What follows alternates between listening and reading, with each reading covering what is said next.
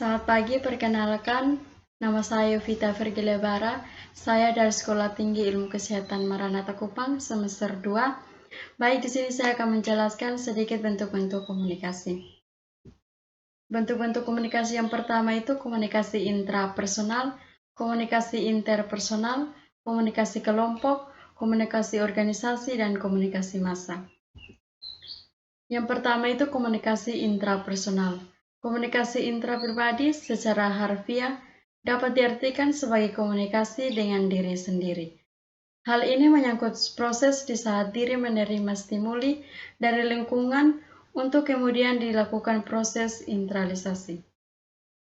Yang kedua itu komunikasi interpersonal.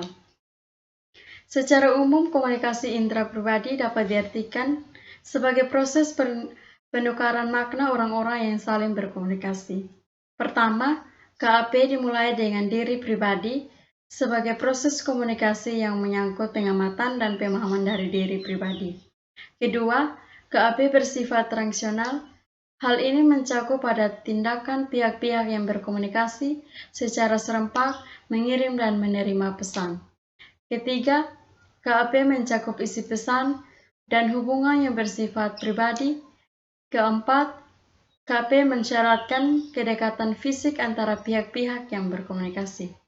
Kelima, partisipasi dalam KAP terlibat secara interdependen atau bergantung pada satu dengan yang lain. Keenam, komunikasi tidak dapat diubah atau diulang. Jika kita sudah salah mengucapkan sesuatu kepada lawan bicara kita, mungkin kita bisa minta maaf, tapi tidak berarti menghapus yang kita ucapkan. Yang ketiga itu komunikasi kelompok.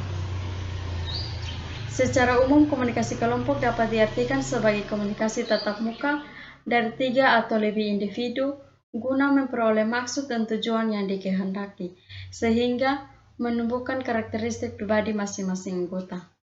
Tatap muka mengandung makna bahwa dalam berkomunikasi kelompok, setiap anggota harus dapat melihat dan mendengar kelompok yang lain. Jumlah partisipasi dalam kelompok berkisar 3 orang atau lebih. Maksud dan tujuan dari komunikasi berkelompok adalah untuk berbagi komunikasi dan pemeliharaan diri. Jika tujuannya untuk memelihara diri, maka biasanya komunikasi ditunjukkan sebagai pemuasan pribadi anggota. Kemampuan anggota untuk menumbuhkan karakteristik personal anggota lainnya. Yang keempat adalah komunikasi organisasi. Komunikasi organisasi secara sederhana dapat didefinisikan sebagai komunikasi antar manusia yang terjadi dalam konteks organisasi. Dari pengertian tersebut, kita dapat memahami bahwa komunikasi organisasi adalah komunikasi yang berlangsung secara formal dan non-formal dalam sebuah sistem yang disebut organisasi. Yang kelima adalah komunikasi massa. Suatu proses di mana organisasi media memproduksi dan menyebarkan pesan kepada publik secara luas. Di sisi lain, di mana pesan dari media dicari dan komunikasi secara audiens. Dari batas singkat tersebut kita dapat melihat bahwasannya karakteristik utama komunikasi massa adalah media massa sebagai alat dalam penyebaran pesan. Yang berikut adalah ciri komunikasi massa, yaitu komunikasi melembaga, pesan, keserempakan, kayalak, feedback tertunda.